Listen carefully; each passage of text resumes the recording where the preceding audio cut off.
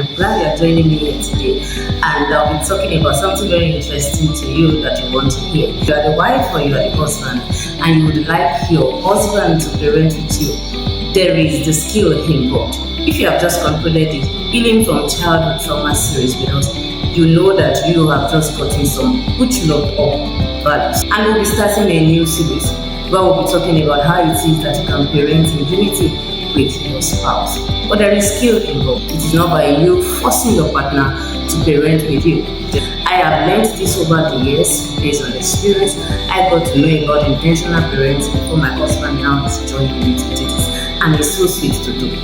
But if in the process of when I was learning intentional parenting and I am forcing my husband to want to parent with me, I won't get the result.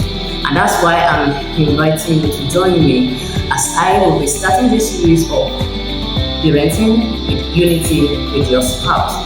And I'm sure that you'll get values from all of the tips we'll be sharing that will help you to parent your child or your children intentionally. Remember, we're raising royal kids that are able to stand up spiritually, emotionally, intellectually, and in all aspects of life. Slide into my DM and let's talk about something that is very, very important to you.